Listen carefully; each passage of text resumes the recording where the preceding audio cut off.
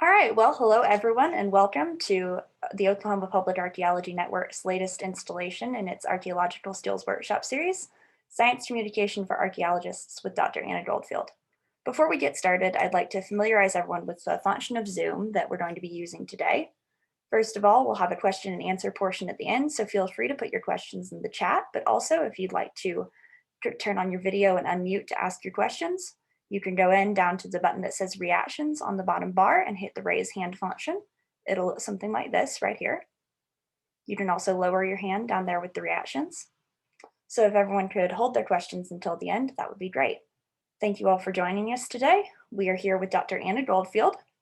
Dr. Anna Goldfield received a PhD in archaeology in 2017 and has been working since then as an educator and science communicator. So we're all very happy to hear from her today, and thank you for joining us. Thank you guys for having me. I didn't mean to switch to the next screen there, a little sneak preview. So it really should change the front screen here, the front page, because it should be science communication for researchers or everyone. It's not just archaeologists and anthropologists, but since the A in OKPAN does stand for archaeology, it fits here. So a little bit about my own background first, why I'm more or less qualified to sit here and talk to you about effective science communication.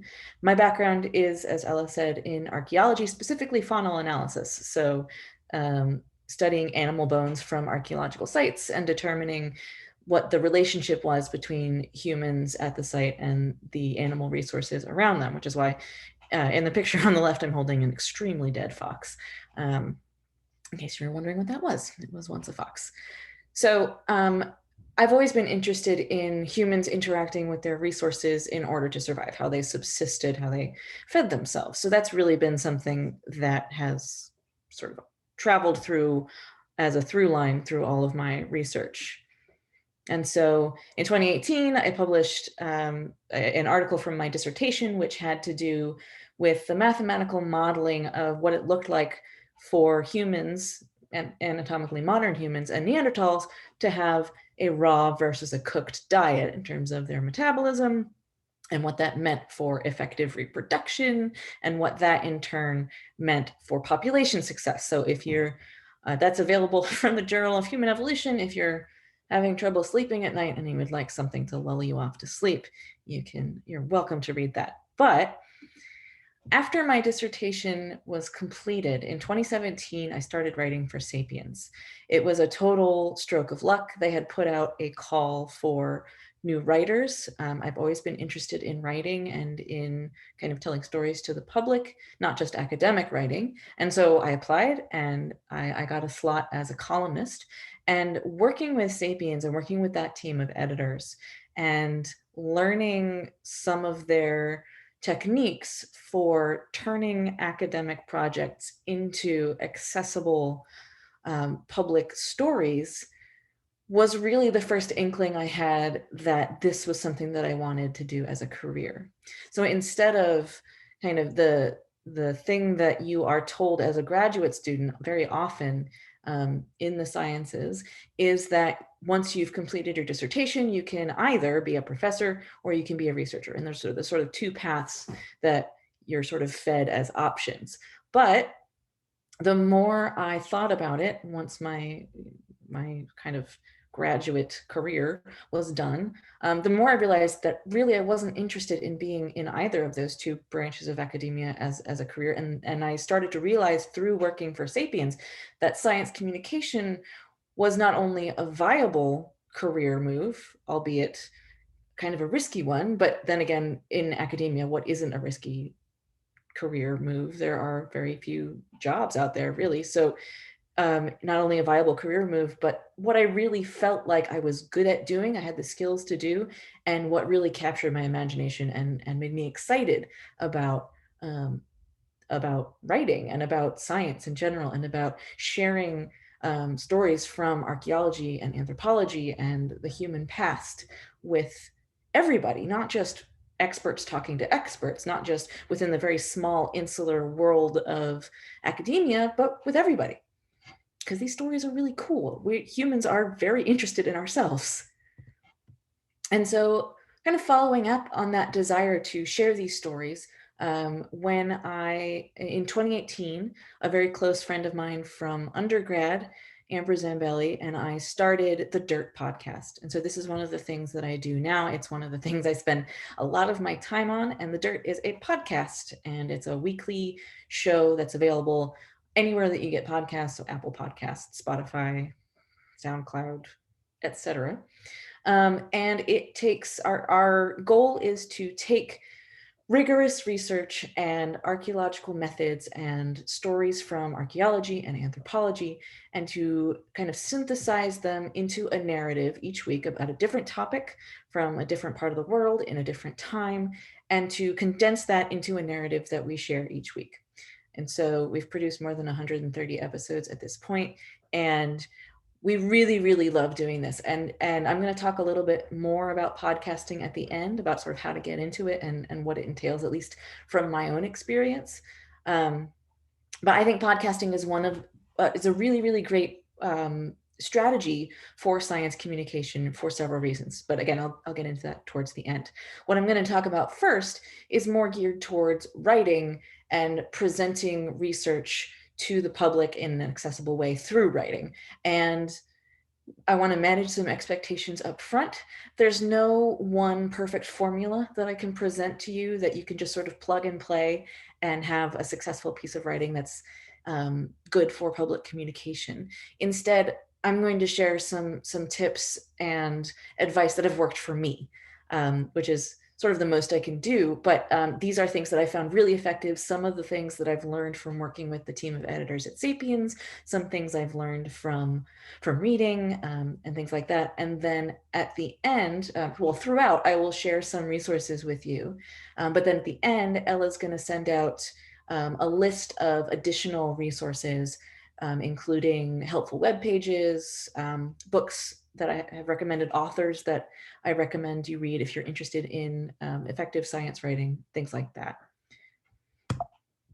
So, where's my mouse? There it is. Okay, so in no particular order, these are what I consider the elements of good science communication to start out with. So clarity, right, and ability to make your point clearly is very helpful. Accessibility, and that can mean a couple things. Not only the accessibility of the material itself. So for example, and I'll say this again later, but for example, if you use a picture in your writing, having alt text attached to that picture for people with any sort of visual impairment.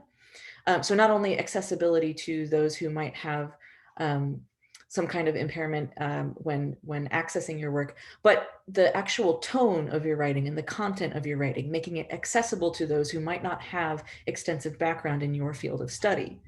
Engaging content and relatable delivery and narrative. So those two kind of go together, but finding a narrative in your topic is one of the most important things that I hope I can communicate to you as a means of making people care about your work.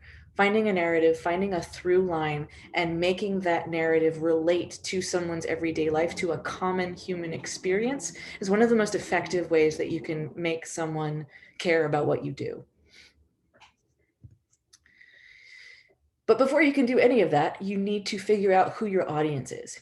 If you are writing for the public, you are writing for a certain section of people, and those people typically have different things in common. And so you have to sort of figure out who you want to be your audience. And so that's going to be kind of two elements. Who do you want your audience to be? And then how do you get it to them? So I'll get to that second part in a minute. So who will benefit most from an explanation of your research, and who do you expect to read it? So is this something that you're writing for kids? Is it like educational material for K-12 audiences? Is this something that's going to be just sort of an online article like Sapiens, where it's a really broad audience of people who are interested in anthropology, but who might not necessarily have an educational background in anthropology? So you have to kind of visualize audience members first. And then following up on that, where do you find those people? So what kind of news or publication or other outlets are you looking for? So that's sort of what you have to come up with first. And then, this is just a very small sampling of the types of publication outlets that you can look for and sort of pitch your writing to. So Sapiens, for example, is a great online anthropology journal. Eon is another kind of science-oriented journal. They have other types of writing, but there is a science sort of, well, not a column, but a science page on there. There are also public forums like Medium. So Medium is just a host, the platform for writing, but it's a great way to host your writing so that in a different context, like a CV, or like if you want to refer someone to other work that you've done, you can say, oh, I've hosted my work on Medium, here's the link. So it's a great place, like a portfolio for you to store your writing. And another way to do that is to create a blog. And there are a number of sites like WordPress, or I think Weebly is one that does it, that host blog pages, and you can tailor it to your liking and then post whenever you feel like it and create whatever content you want. So there's lots of different options depending on how you want to present yourself and through what outlet you would like yourself to be represented. Okay, so other outlets that are not necessarily web pages, OKPAN and community organizations like it who specialize in public education and outreach. Find your local OKPAN, whatever that is. You can contact museums. A lot of times museums will have an outreach department or a person who is in charge of kind of coordinating outreach. You can contact local newspapers or other kind of, a lot of cities will have their own periodicals, and sometimes they will solicit pieces of writing from local researchers. Basically, all of this is to help you figure out the tone and content of what you're writing, to have an audience in mind. And that will shift depending on what you decide you're writing and who you decide you're writing for. Okay, so writing for that audience is going to involve a few components. First, the vocabulary that you use and the tone of your piece. Your tone is going to be maybe a little bit different if you're writing for interested amateur adults than if you're writing for K-12 kids. Right? Your tone is going to be different. Vocabulary kind of across the board is a really, really important thing to be, I think, hyper aware of as a writer writing for the public, because if your background is mostly in academic writing, you learn to write for your colleagues, for your peers. You learn to write with a very specific set of vocabulary that people with the similar backgrounds to you will understand. But it's a real turnoff often to people who don't have that academic background. It seems exclusionist. It's very it sort of makes people's eyes glaze over. And so you need to be very careful about the vocabulary that you use. And when you introduce a word, you have to sort of have a little red flag set in your brain to say, is that a jargon word? Is it necessary here? If it is necessary, make sure you define it the first time that you use it.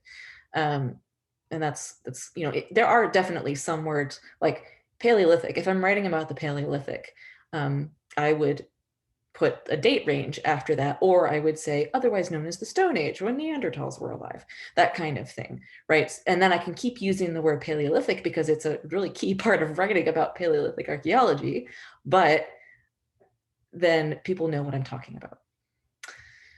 Storyline is something that I've found transitioning from academic to public writing is one of the most important things that academic writing doesn't often have, but could certainly benefit from.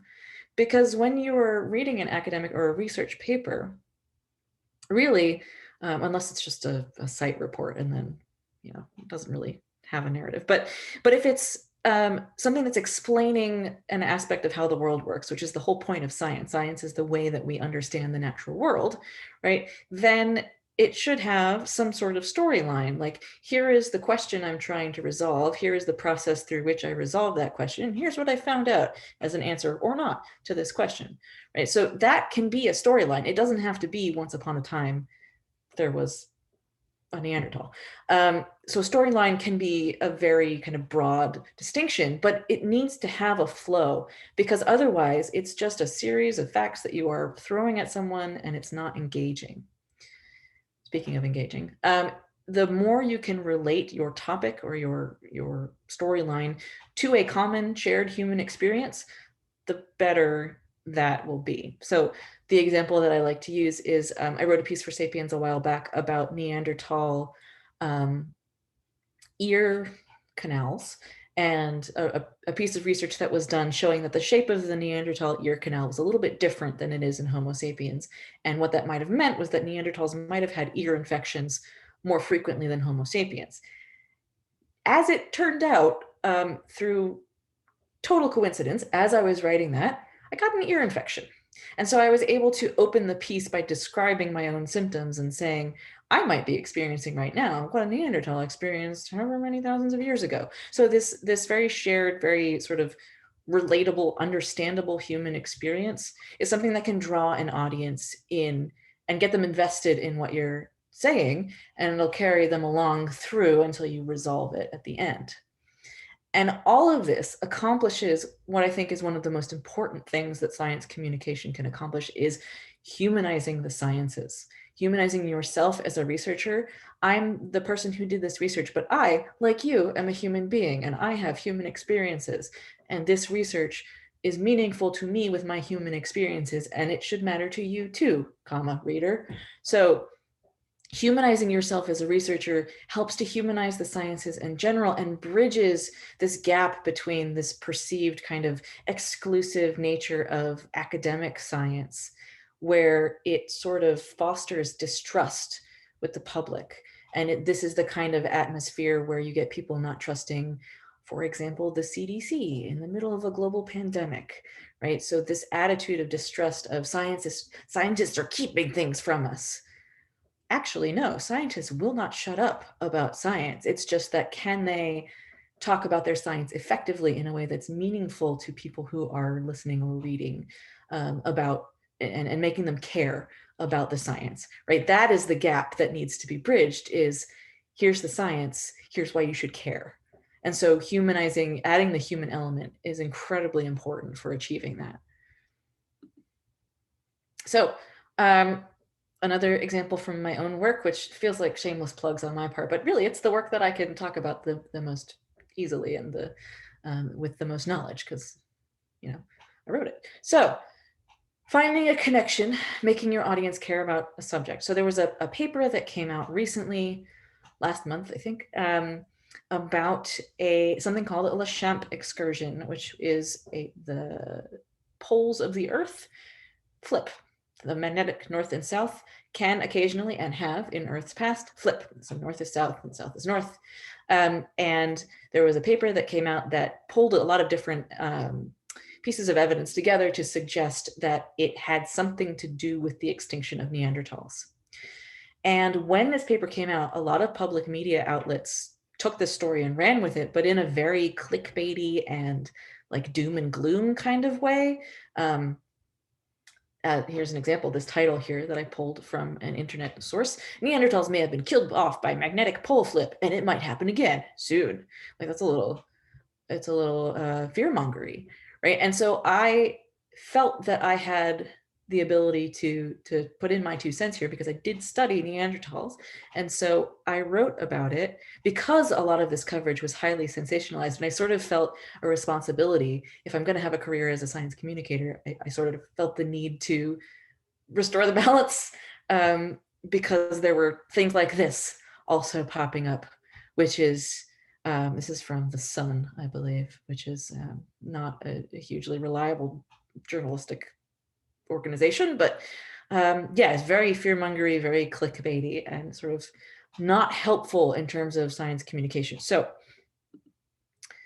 I ended up writing writing an article that sort of added my input and nuance to the story, which, it's not the important thing that the magnetic pole flip happened and then Neanderthals died out. It's a much more complex system that was at play. And actually, what happened was that magnetic pole flip was accompanied by a lot of solar radiation right at the latitude belt, the equatorial belt of the globe, which is right where Homo sapiens was hanging out on their way out of Africa.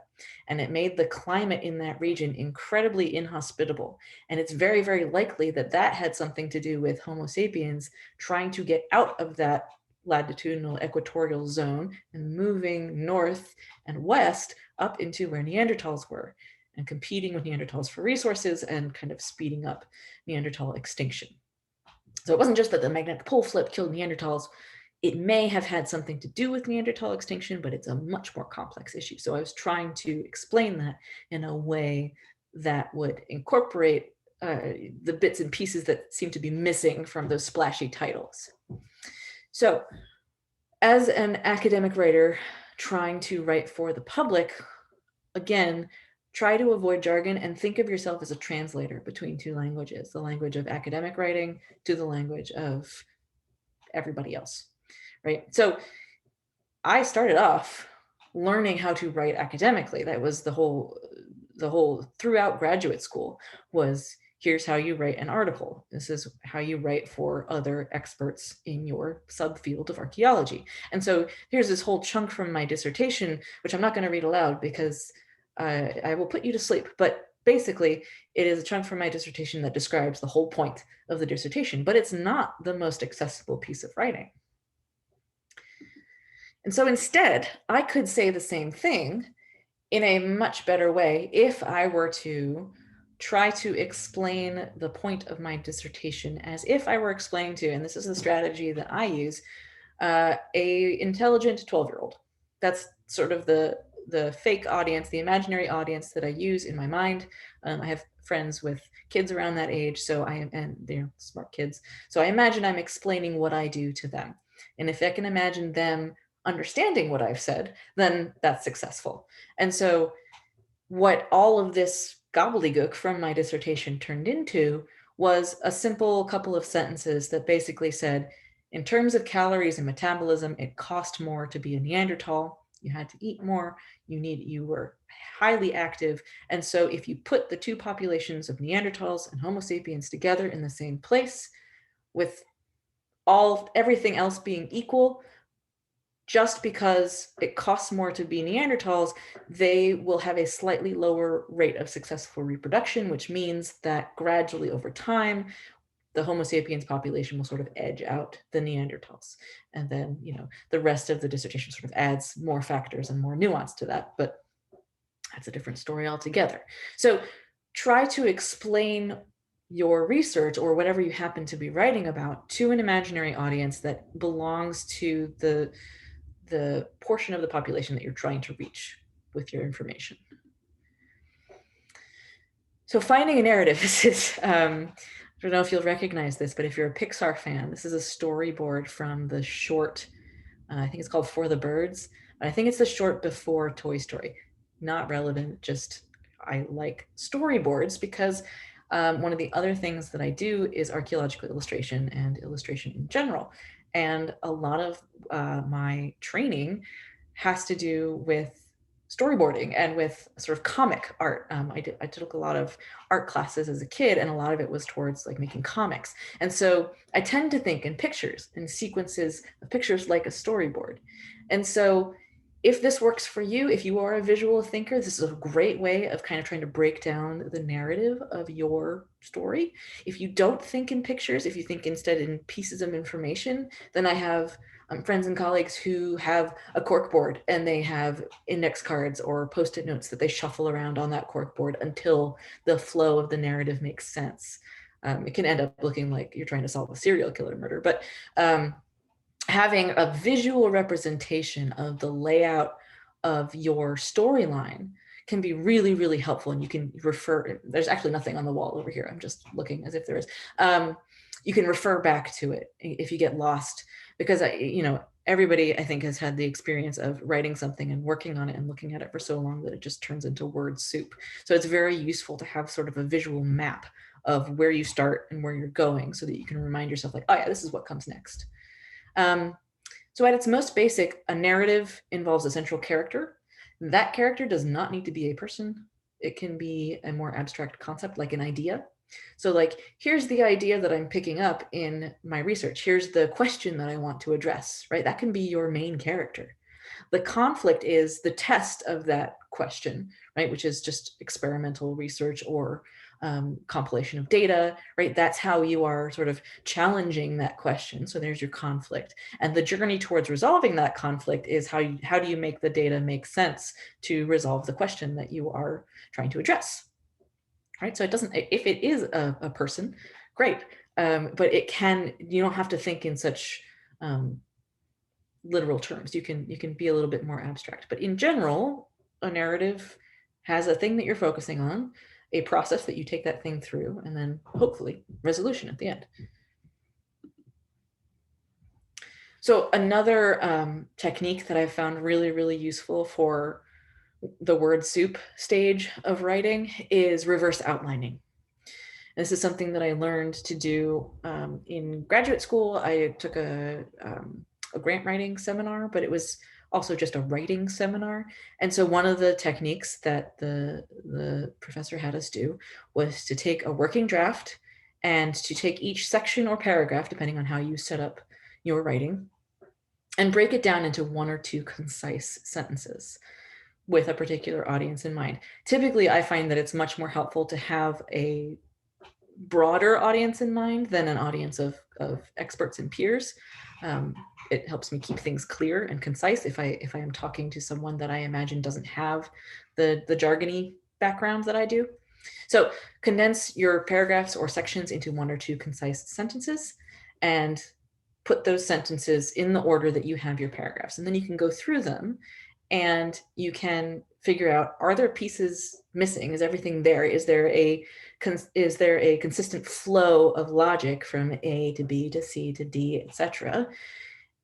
Or do you make jumps from paragraph to paragraph? Because a lot of times when we've written and studied and researched so much, a lot of things can kind of be in our brains. We've just absorbed them so much that they become a given to us, but to someone external, that piece isn't there. And so you have to make sure that everything from A to Z is there and not just also in your head, right? So make sure there are no pieces missing, make sure everything makes sense. And reverse outlining is a really great way to do that. Some other tips for writing for the public in general, whatever you happen to be writing about, these are things that I have come across as good ideas from the Sapiens editors, from fellow science writer friends and colleagues that I solicited ideas from. Graphics, right? The adage, a picture is worth 1,000 words. So, it's stuck around for a reason. Photos, charts, and maps are great for readers. It really helps them connect the words to something visual. It's the same reason why, if you're making a PowerPoint presentation, it's a good idea to, even if you just have a couple of lines of text on a slide, to also have an image there so that people can remember, use the image as a mnemonic to remember that information that's on the slide.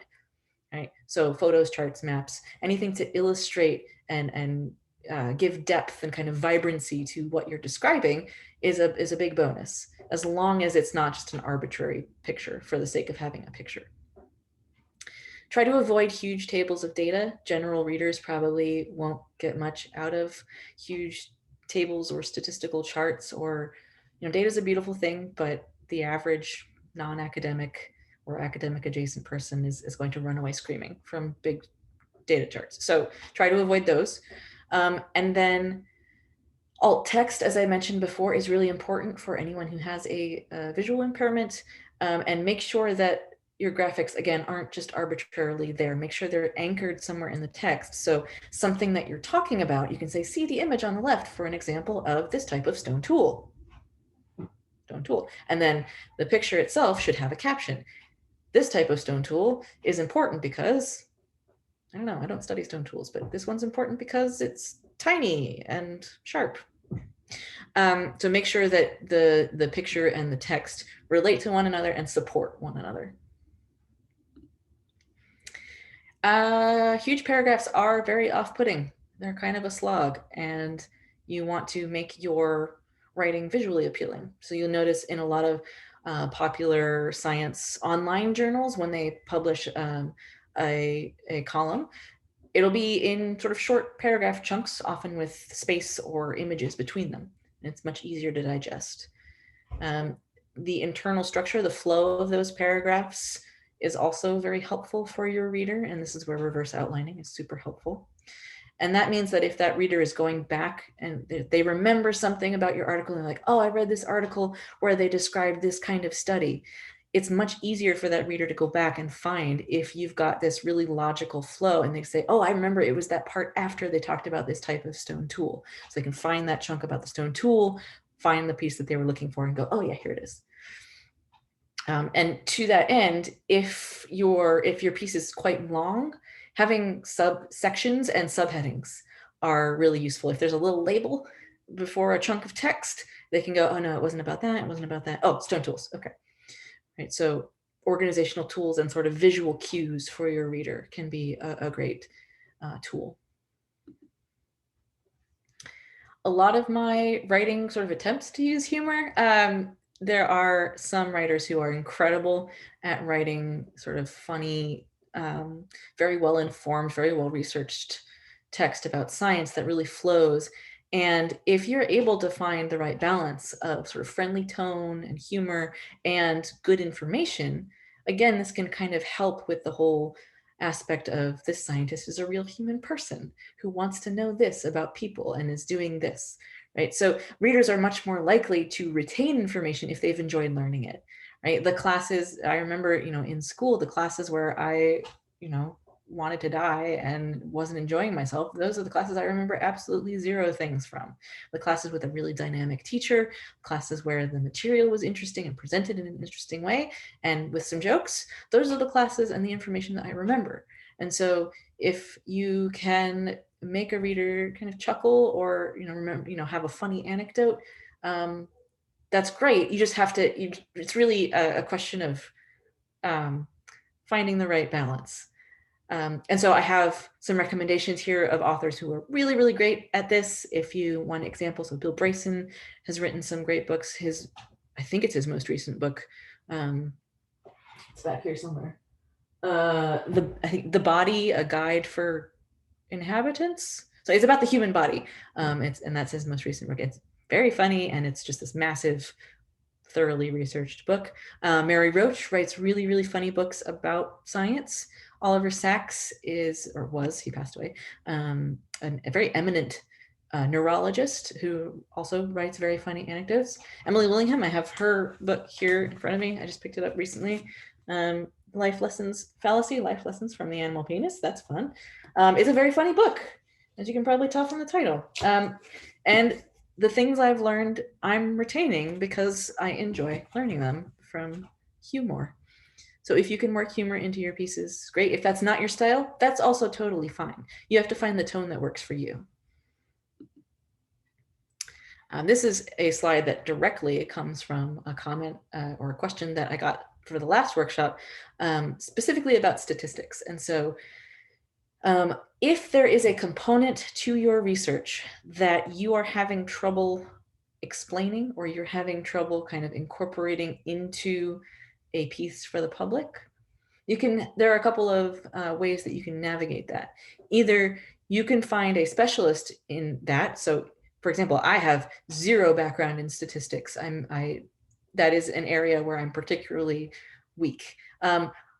What if I were writing a paper or writing an article for the public about a research paper that was heavily dependent on statistics, I would ask someone who is good at that to explain to me, to work with me, to kind of help me talk my way through it so that I could say it back to them in a way that sort of fits with what I'm writing, and they could say, yes, now you have a handle on this aspect of the analysis.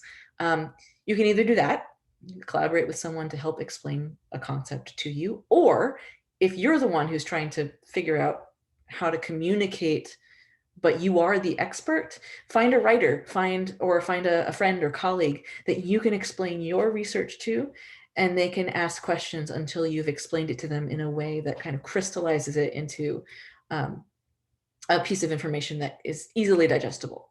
And so I highly recommend just doing this for if there are aspects of your research that are particularly complex or involve a lot of theory or involve a lot of math, sort of more abstract things.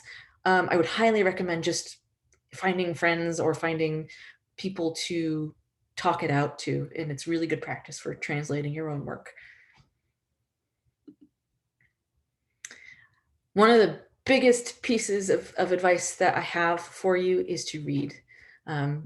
Just like, who has time now? But if you can, find authors whose work you find especially engaging or funny or powerful or well done. And a lot of this is, I have lots of recommendations for you on that resource sheet that Ella's going to send out. But put as much as you can into your brain and kind of let it percolate, and let that, the more you sit with particular writing styles and the more you absorb, the better and more easily you can kind of produce language that sounds similar or that works in a similar way. So I mean, I highly recommend all of these publications. Again, Bill Bryce and Mary Roach.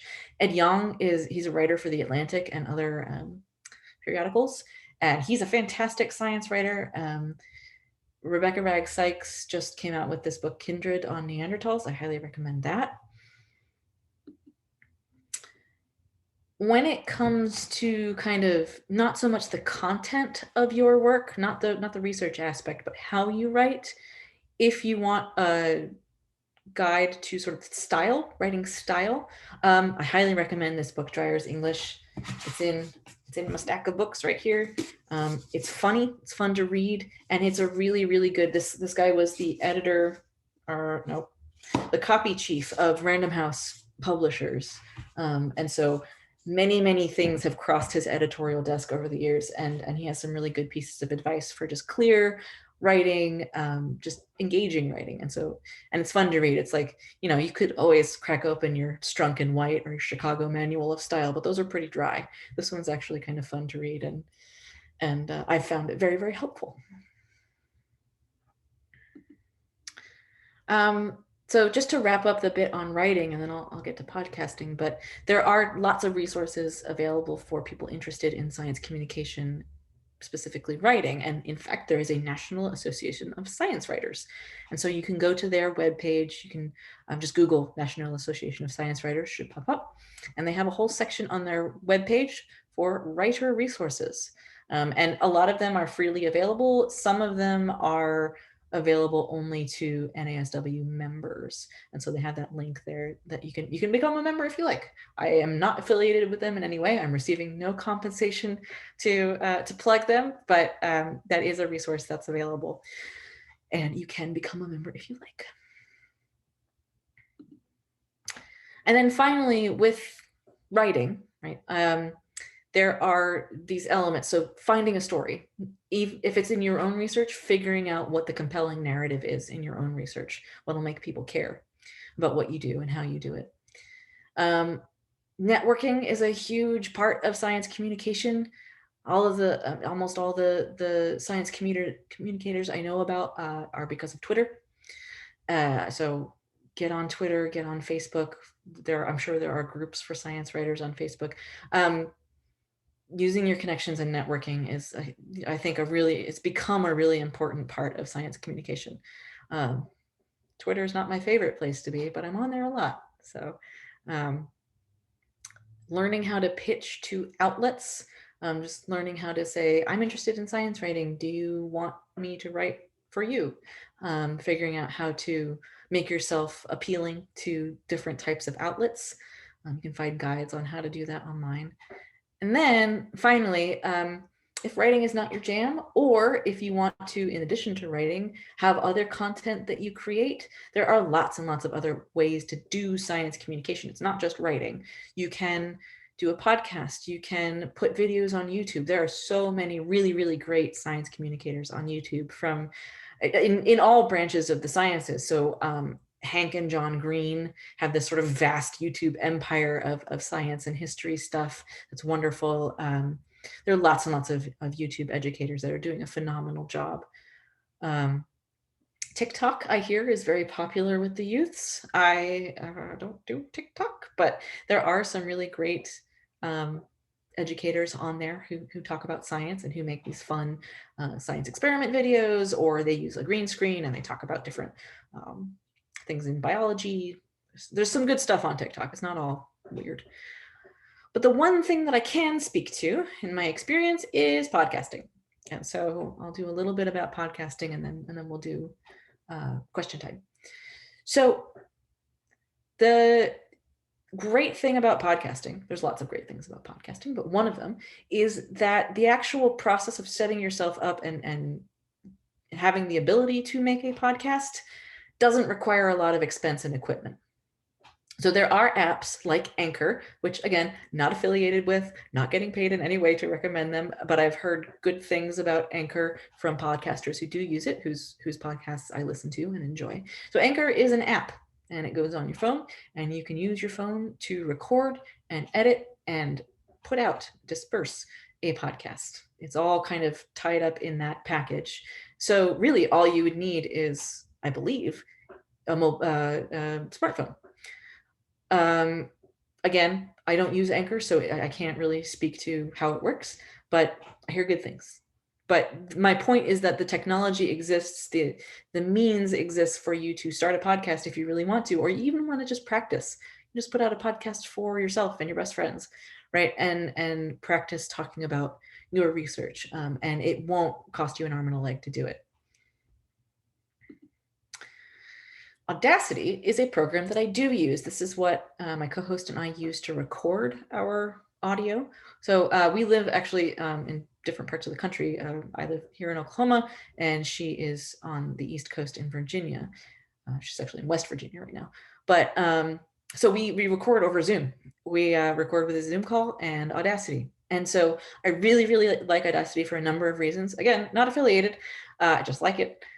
It's free. It's a free open source software. You can download it for Mac or PC.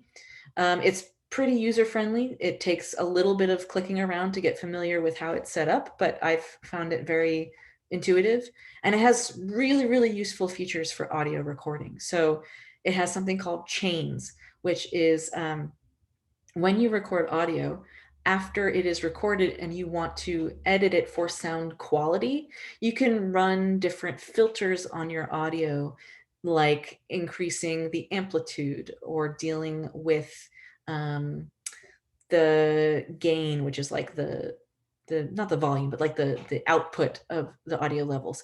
So chains allows you to select all of these different filters, connect them together, and say, I would like you to run all of these sequentially on this audio file, so that every time you are editing, you don't have to click through and say, and now do amplitude, and now do equalizer, and now do. So it's really a time saver.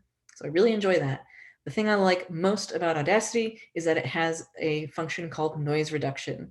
And so when Amber and I record, we start off each recording with about 5 seconds of silence, so that we get an audio clip of the ambient noise around us. Because I don't know if you've noticed, but this is not a state-of-the-art recording studio. This is my office. And so there is house noises going around. And occasionally my neighbor dog has opinions and needs to bark about it.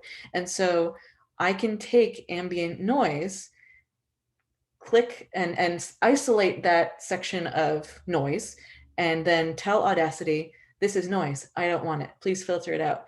And then Audacity I can then select the entire audio clip and say, take that out. And so Audacity will remove all of the, not all, because it's, but a great deal of the background noise, like the hum of air conditioning or my cat screaming in the background.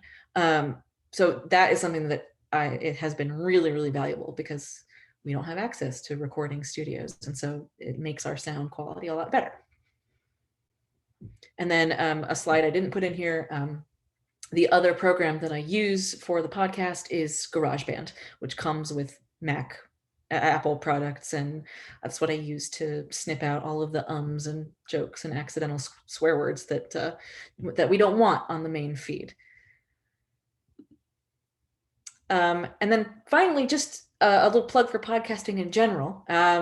Podcasts are great as a form of media for the researcher and the audience. So again, that idea of humanizing and kind of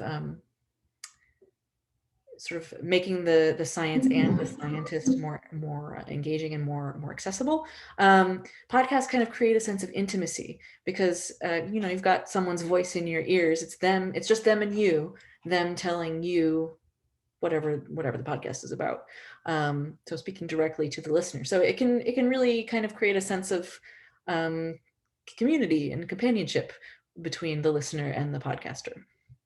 And then as a podcaster, needing to break down your own work and making it digestible for an audience of people who don't necessarily do what you do is a really great way to step back and get perspective on your own work, especially if you are at a stage of your own research where you hate your research or where you're just tired of it, or maybe you're just so immersed in it that everything seems normal to you, but actually what you're doing is really cool. It lets you kind of step back and have a fresh look at what you're talking about from a different perspective, which I found very, very useful. And then finally, and I'll explain why these are asterisked, that's difficult to say. Podcasts are accessible. You can download them and then take them wherever you're going. You can listen to podcasts when you're doing chores. You can listen to them when you're going for a walk, going for a run.